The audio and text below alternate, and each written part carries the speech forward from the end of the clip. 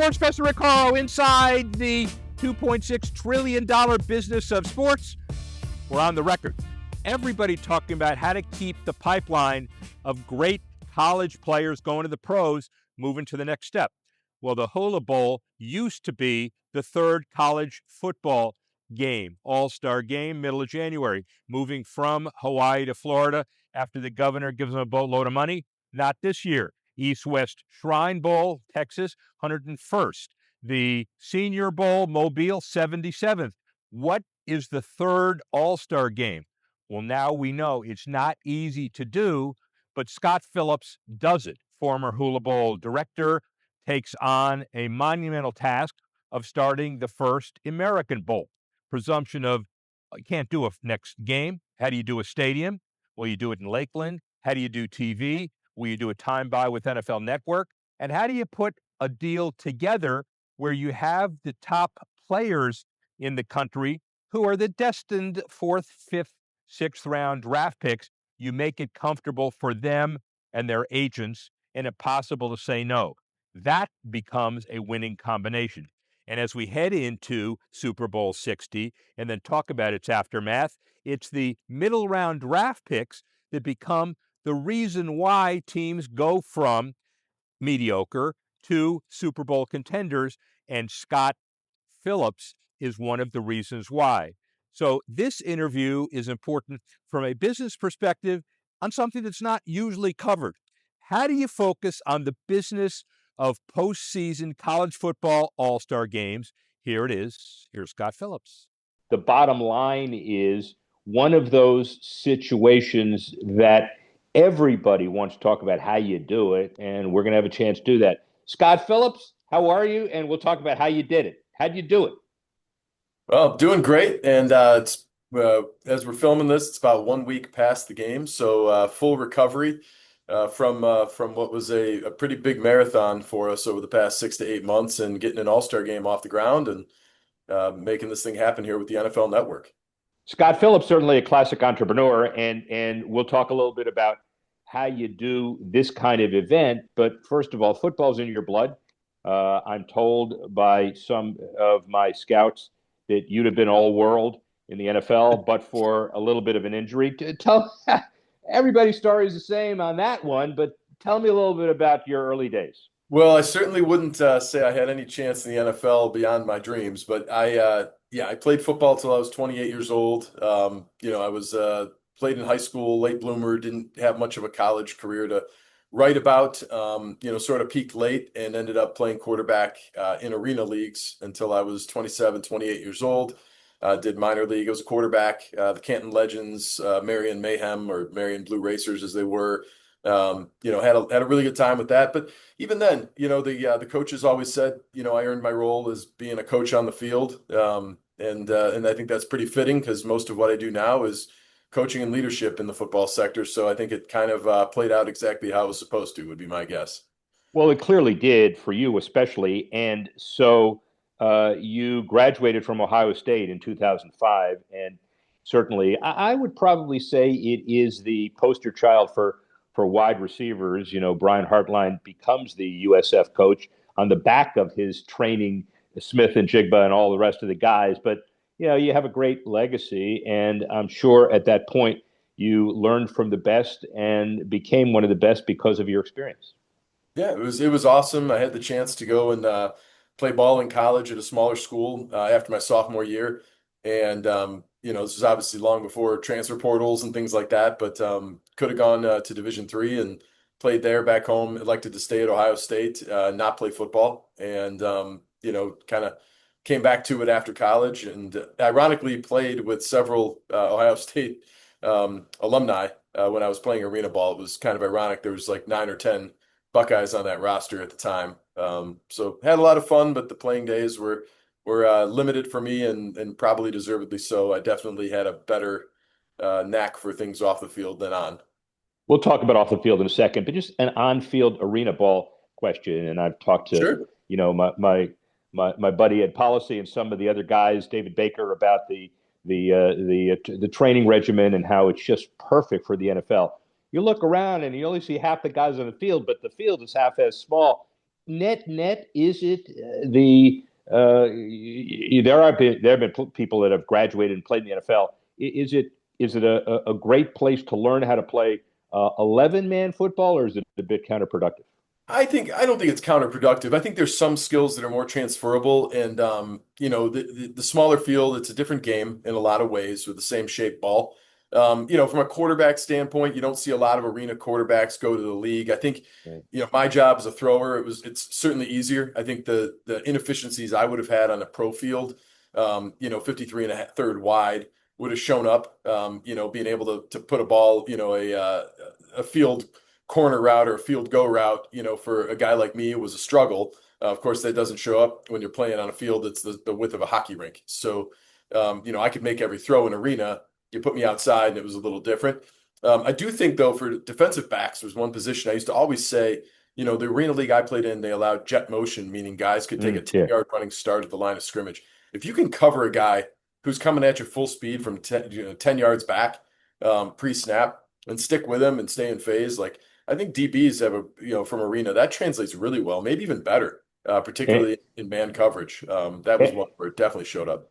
this is not an X's and O's interview, but when you think about that context and you realize what the CFL field looks like and what the rules are, it's kind of interesting to meld a lot of the best of the Arena League stuff and CFL stuff, especially on the defensive side of football. So, Yeah.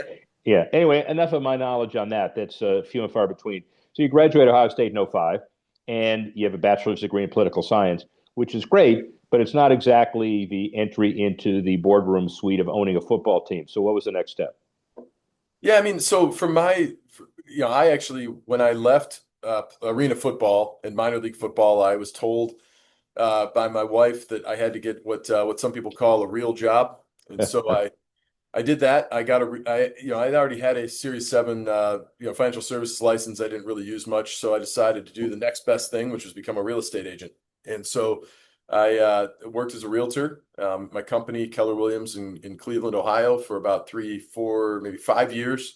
I actually became our top producer by a whole lot of luck, in my opinion. And at one point, the CEO, who was about 40 years my senior, he said, I had applied for a managerial role with the company. He said, "No, I don't think you should be a manager.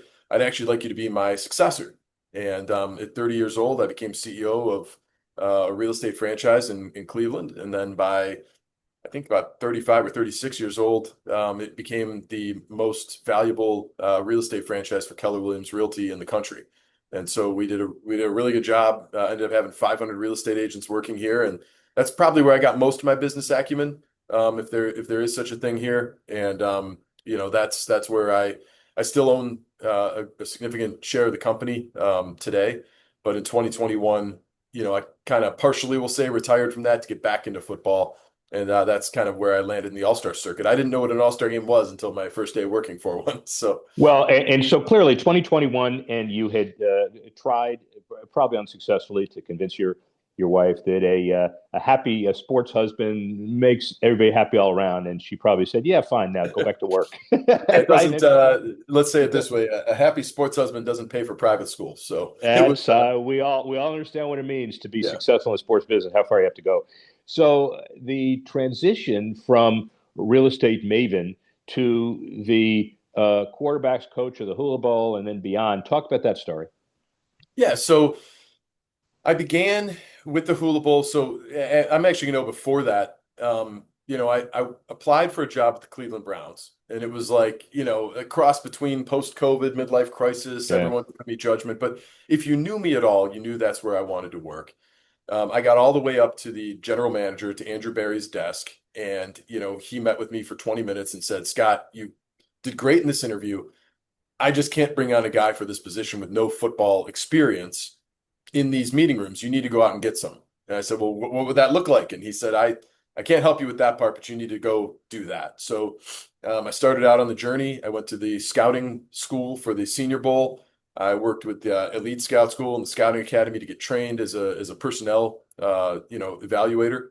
And through a friend of a friend, I got linked up with the, at that time, new director of the Hula Bowl College All-Star Game in 2021, which had just moved from Hawaii to Florida. Mm-hmm. His name is Damon Talbot. He runs an organization called NFL Draft Diamonds. We had never met before. We had about a 1 hour phone call, and he said, "Listen, like, I think I can give you an opportunity to become a better evaluator and have a good, meaningful role in this all-star circuit." And what he wanted out of me, of course, was to leverage some of my business acumen to help make this game work. And that's where, so we became a team. We did that in 2021. I think we thought we did a great job. We probably didn't with the Hula Bowl in retrospect, but we thought we did awesome, and we leveraged that. I had 21 volunteer interns, and myself included was a volunteer that year. I think 16 of them right now work in college football or pro football in some way. We leveraged that to become, in meaningful roles. And so I went from the Hula Bowl as the assistant director of scouting over to the University of Toledo, and worked as a director of scouting there and also an assistant quarterback coach. That was a great time to be doing that. Yeah. We had a phenomenal quarterback named DeQuan Finn, who I just coached in the American Bowl. He went on to lead us to a MAC championship and also a bowl game victory against a team that was at one point ranked, Liberty, with Caden Salter as a quarterback. Phenomenal year. We got, wearing it today. We got our awesome ring from the from the experience. The MAC championship and the bowl game was great, and that was really kind of my foray from scouting into coaching, so to say. Nice. So what you've talked about, and a lot of respect, is a story that 1,000 people always get into, and it's hard to break in. But now it's interesting. So now it's like, all right, Hula Bowl's going away. DeSantis got enough political credit for bringing a Hawaii game to Florida. The budget's cut. We have a Tuesday night. We're going to NFL Network. We have a 4,000 seat stadium. Nobody knows where Southeastern University is, but I'm going to tell you where it is. And we're going to put this thing together out of whole cloth. That's the story I want to talk about. So, all right, Hula Bowl's over. Pick it up. Yeah. So the Hula Bowl situation was always, long before I was there, was always a little bit on the outskirts, and we did everything possible to Damon and I to make that a great experience. And just at some point, the owner's vision and ours was different. So about midway through last year, during the game, and I had some other parts of my football journey. By this point, now I'm directing the Hula Bowl independently. Last year, I was like, this is never going to get better than it is right now. Let's make this one awesome, and then get this show on the road. So I talked to Coach Smith and Coach Billick. All of us are unpaid people for the bowl, and said, listen, if we could take the things that we love the most about this and combine it with like some sensible business decisions, a little more predictable behavior, and just like some financial backing, to be candid, is this something we'd even be interested in? And the consensus was that the three of us, Brian Billick, myself, and Mike Smith, all wanted to do it. We just didn't know what that would take. So, I agreed to be, the director and the financial backer of it. Like, I own this game. All the money parts of it is out of my pocket. Upside, and downside? All downside. All downside here. I'm sorry to interrupt. Go not ahead. going to romanticize that at all. Now, all downside. Now, all downside. I got it. Yeah. Unemployment would have when the game was over and I went on unemployment the next day, it was raised. But no, it'll have upside next year. Well. In year one, it didn't, so it's okay. We knew that going in. So when Brian, myself, and Mike, went to the league, and we ended up meeting with first Ken Fiore and Matt Schauger in the personnel department. That's right. Then we went over to Roman Oben, who's kind of oversees more of the operations as an executive in the league office, and said, hey, look, we've kind of done a good job on the football end. We want to nail it on the business side too. What would it take? And he was like, look, Scott, you're not going to be an official game of the NFL until you prove that you're worthy of that. But here's the things you could do to prove you're worthy of it. And like, we would cheer you on the whole way because we think we need a third All-Star game to be consistent, reliable. So, I don't want to say he gave me a step-by-step. That'd be an exaggeration, but he kind of gave me like this is what it would look like. Good luck. And let me know if I can help. And I think it was great. I mean, he aligned us in kind of the direction we needed to be in. And we sort of just followed that path, to make it a reality. Yeah. Roman is great. He's also got a kid that's a better athlete than him. and he's a wonderful human being, and you learn from the best as far as that's concerned. So let's talk about the path to success, not a 5 year projection, but you mentioned third All Star game. Did you realize that there was a need from day one, or was it going to be difficult to get the players? What was the hardest thing to accumulate early? Yeah, so I mean, we knew there was a need because when I started with the Hula Bowl in 21, we were the fourth All-Star game. The NFLPA Collegiate Bowl kind of Right. disbanded for whatever reason after the 23 season or 23 game.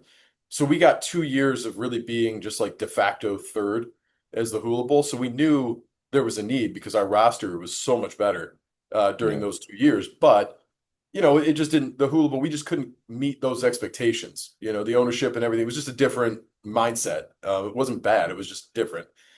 So we knew that there was a need for a third game that met the NFL's standards. Hula wasn't ultra interested in that. So, for us, that was first and foremost. We knew there was demand there.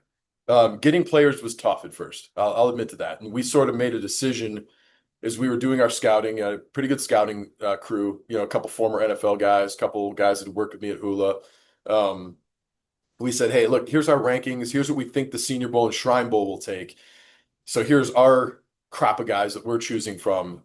Let's strike to the middle bottom of that first, because those might be a little lower hanging fruit. So we can get some commitments and then kind of gradually start. Instead of what we would normally do is go get the best guy you could get. We didn't even want to try initially because it was like no agent in their right mind would say, yeah, sure, let me have my guy go to this Yeah. startup. And really all the way through, candidly, probably even Thanksgiving, Christmas range, somewhere in there, we were still battling people, agents particularly saying, Scott, I know that, we trust you and all, but like Hula Bowl's been around for 80 years, like we're going to send our guy to that. And we sort of just said, yeah, that's fine. If that's the route you want to go. I will tell you in by the end, all but one of those people that made that decision elected to come to the American Bowl. Literally all. Well, and Um, yeah, you look at how intense the players were on the field, walking around. It's a showcase. They're serious. They understand. The yeah, agents told them, you told them, and everybody did. It is a yeah. huge catch-22 on steroids. What happens first? The NFL network commitment. The agents feeling like these kids are going to be on TV. The TV guys saying, "Put your roster together first, and we'll see who did what first." So I'll tell you this much. There's a little bit of a misnomer. The TV part legitimizes us, and certainly, but like the Yeah, NFL network agrees to air it, but we pay for everything. So we yeah, of effectively course. buy the spot. Like the Yeah, network has very little to risk other than me putting on a bad show. They virtually mandated the company I worked with from the production level, which I'm honestly grateful they did. Tupelo Honey was incredible to work yeah, with. But I would yeah. have never known them, but for the NFL saying, hey, And you should probably. Carey and those guys are great. But at the end of the day, Thursday, you're going to take what you're given, and Yeah. frankly, it's a good spot, and Yeah, it we looked preferred good. that. Yeah, Yeah, they offered us Saturday. We requested Thursday because I felt like Thursday night football, just a new game. Like Thursday nights are usually football year round. By that point, it would have been the third week in a row without it on at yeah, that prime time slot, and we were sandwiched between the national championship and the AFC NFC championship. So we picked the Thursday strategically. That was actually our decision, not theirs. So I felt like that was good. The network, obviously legitimizes us, allows us a certain level of, latitude with saying that we're working with the NFL when, that certainly gives us some credibility. But the number one thing for me was the coaches and the NFL scouts. So reaching out to my relationships in the NFL community, getting those scouts to commit to show up. Once I got to the point where I could legitimize our game by saying there will be 200 NFL scouts there, it was far easier to get agents. And then with the agents, I would say, hey, trust me with XYZ player, whoever it is that you see as your guy that's a fringe player anyway. And like, watch how his onboarding experience go. Watch how his equipment, delivery experience goes. Watch how his contract goes. Compare that to the other games. Tell me how you see it. And if you trust me. And so, we would start with the guys, maybe one of the agent's lesser players, and then they'd say, wow, Scott, like you're on top of communication, you're on top of travel, you're on top of, bags and shipping and communicating with the equipment departments and the coaches and the acceptance graphics, and everything is systematic and predictable and reliable. Yes, I will trust you with my next guy up. And eventually we worked from the bottom up, which was very different than what I probably drew out in my business plan, to be honest. But it ended up, working out pretty well. By the end, I mean, we were like people were calling us begging to add people to our roster that were really good, by the way. Like we had Yeah. some guys at the end that we were like, I can't believe I don't have room for this guy. I would have assumed you wouldn't let me have him, but they were pretty impressed, and so that worked And, out. and I will tell you, as a sports business guy who likes to play in this space, you look at your roster, and it was really compelling at the end of the day, and it was great. Obviously, the third, but you don't have to take a back seat to anybody. As far as the scouts are concerned, I want to talk about fan and community support for a minute. The scouts are is that part of an advertised rotation? So you spend a little while in South Central Florida, then you go to Frisco, then you go to Mobile, and you're all in the same kind of world. Is that what ultimately is happening? Each team is different. So the ones with the smaller scouting departments or with less people that they trust, they will literally go right from the American Bowl to the Shrine Bowl to the Senior Bowl. Yes, that is a track.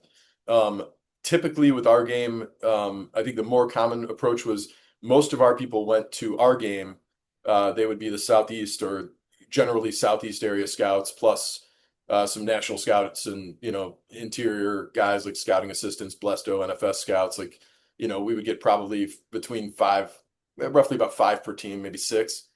And then those guys would go home, do their write-ups, and then they would go to Mobile for the Senior Bowl. That was, I think, the more common track. We didn't have a whole lot that I was aware of that went from the American Bowl to East West. I think they sort of stagger it a little bit so the guys aren't on the road for 15 days straight. Yeah. That's a tough time of year to be doing that. So, Yeah. I'm sure there were guys that had to do that, but not as many as I would have thought initially. Hey, and it's Central Florida, so suck it up and get on a plane and go to the next city. The other thing is that you get tape of each of the players. You get a made for TV event, and it's football, and people will tune in just because it's football. At the end of the day, how do you deal with the inevitable criticism that you had 3,000 people, you had 2,000, whatever it is. The attendance was small. It's a small stadium. Nobody knows where it is. All of that stuff.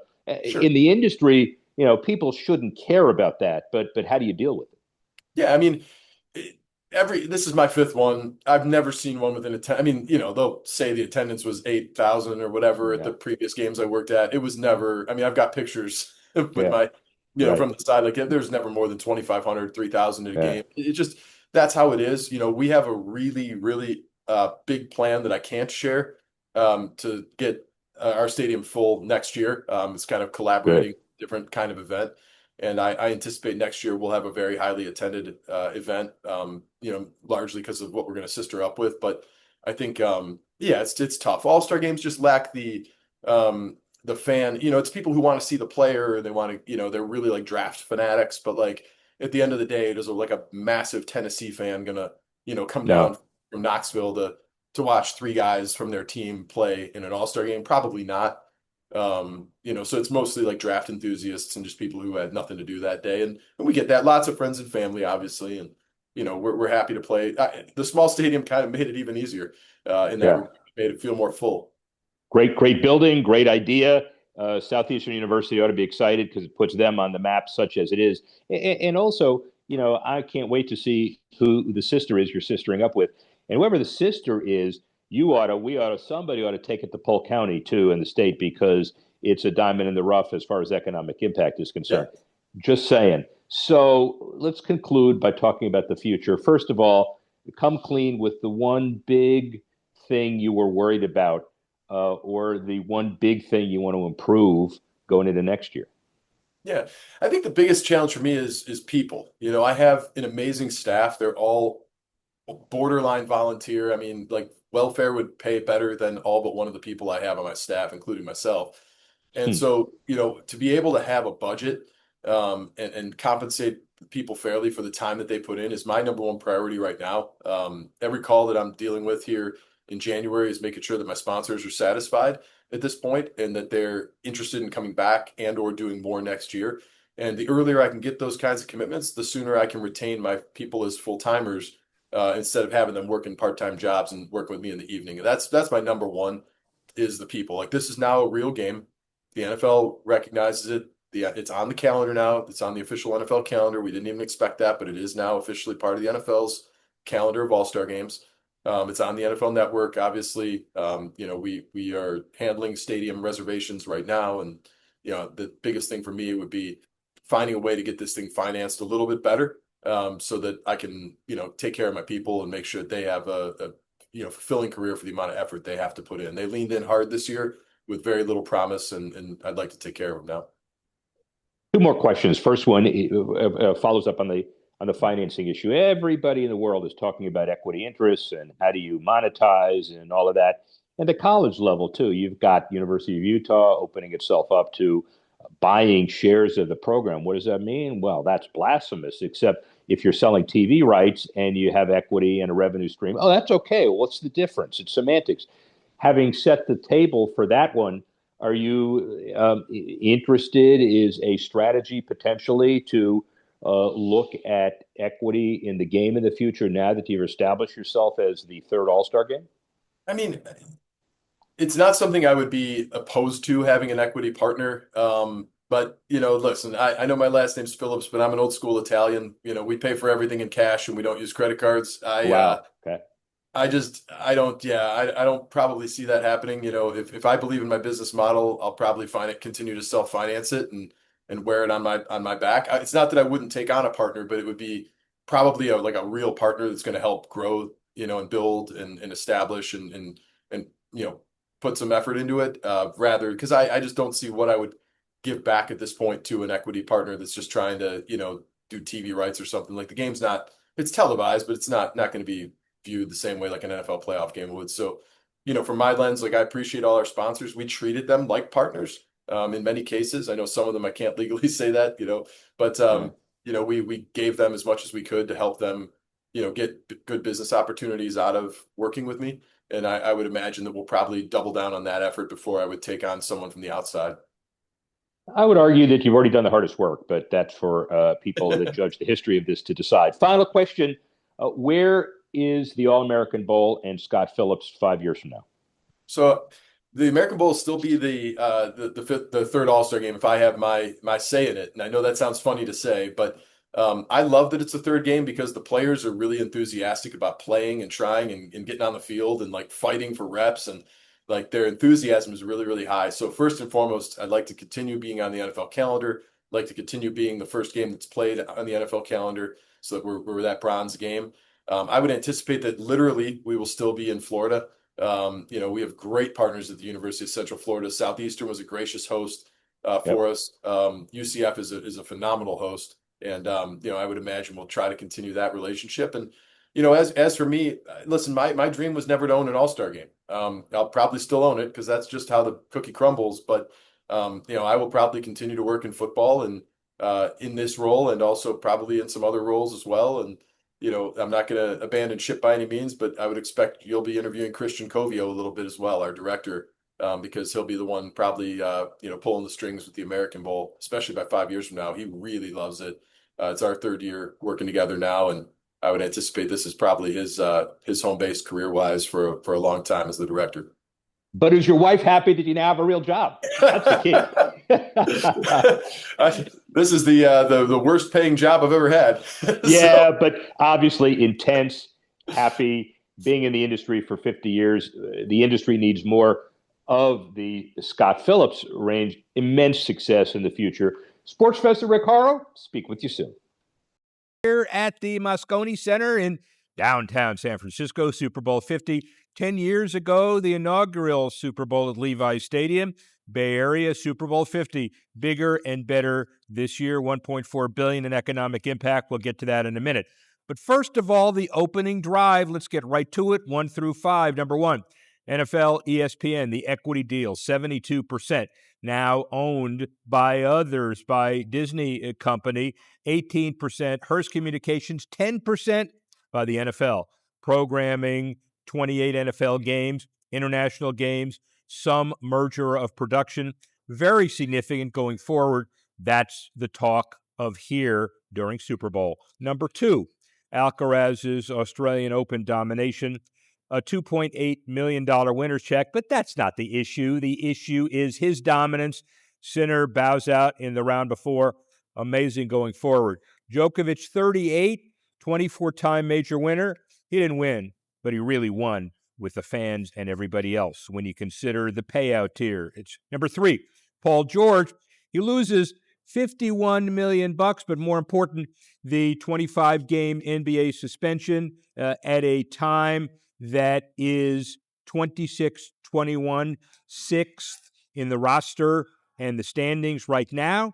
Have to decide how to deal with this issue going forward, a major issue now. Number 4, neighboring state, Nevada, barring Polymarket from offering event contracts for 14 days after the lawsuit. What is gambling and what is not? Is prediction like Kalshi and Polymarket gambling? Well, the state wants revenue and everybody wants clarity. And a 14-day court order from a pause tied to a January 15 lawsuit requires the framework to be settled.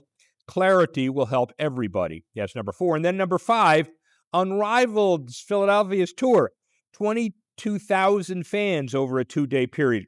And they won't get a WNBA team in Philly until 2030. But Unrivaled continues to move forward in showing how important women's basketball is, A, not only because they are a big deal, but B, how about the WNBA negotiations and leverage couldn't come at a better time.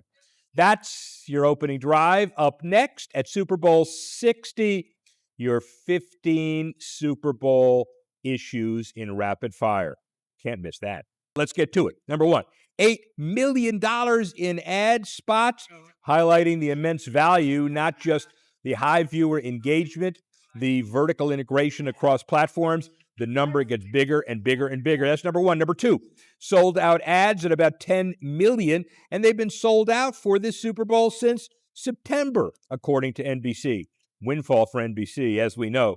Super Bowl, Olympics, the NBA spinoff, even though it's carried by another carrier, they are a partner when the LA event kicks off next year. It's big for everybody. That's number 2. Number 3, $1.76 billion in legal wagers. Polymarket, Kalshi, will that add to the total? We used to whisper under the table, that's legal and illegal. Now it's all legal and it's nearly $2 billion. That's number 3. Number 4, 80% of Americans plan to watch. Frankly, it was up from 75% the previous year. I don't know who doesn't admit they're not going to watch the Super Bowl. Who are those 20%? And what are they doing? 206 million people proudly watching the Super Bowl, and it gets bigger as a cultural phenomenon every year. Can you say Bad Bunny? Number 5, $129 per viewer spending. Men spending nearly twice as much as women. Men buy more swag, men eat more, men drink more. Rest my case. Number 6, $9,900 average ticket price. It's going down a little bit, but it's also going up. The get-in price is $4,500 plus fees, and it only gets bigger. This is a bigger event every year, clearly more corporate every year. Does my heart good to see $25,000 on the face of some regular tickets, even before secondary marketing. That's number 6. Number 7, 139% increase in hotel surge / extortion. It's legal. Visitors are flocking to this on a regular basis. And at the end of the day, the numbers only get bigger. And 162% rise in fees for hotels. I guess you can get a hotel if you go maybe east of Kansas City, but here, no shot. Number 8, $1.4 billion economic impact. Look, Oakland, LA, San Francisco, Oakland, San Jose, San Francisco, working together, Santa Clara as well. They knew how to do it 10 years ago, know how to do it now, getting ready for a World Cup with multi-events during that time. So the $1.4 billion for this event only gets bigger. 9, $6.3 million in hosting costs by Santa Clara. Now, that's for security, infrastructure needs, Super Bowl 30 paraphernalia. If I were told that I was going to spend $6.3 million in public assistance to generate $1.4 billion, do it in a heartbeat. Why is there controversy? Number 10, $2 billion annual broadcast rights. NBC building the platform, building it for Peacock, streaming for Peacock, and continuing to generate substantial impact as everybody moves forward. That's number 10. Number 11, 40% first-time advertisers, according to CNBC. Newcomers to the event, $10 million a 30-second spot. For many marketing directors, it's a ticket up. For many marketing directors, it's a ticket out.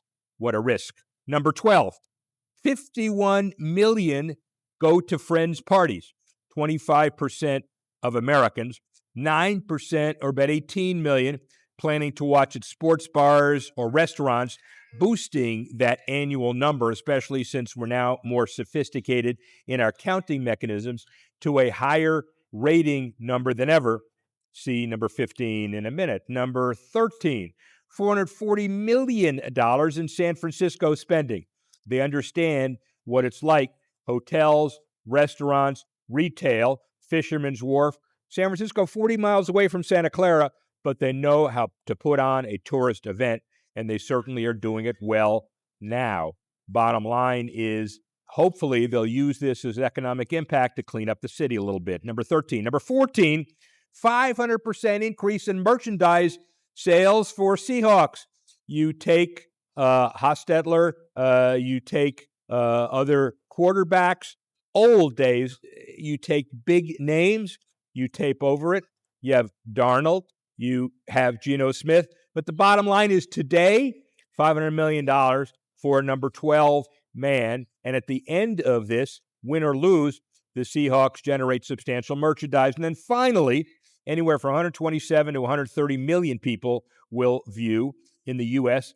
Last year's record, 127.7 million. This year's record, maybe even more. We could pick. You don't want to hear my picks. At the end of the day, a great event is what we want, and we want Super Bowls to continue year after year. We're sure they will. From a $2.6 trillion business perspective, it only gets bigger. Sports Fest Rick Horrow. Enjoy the game.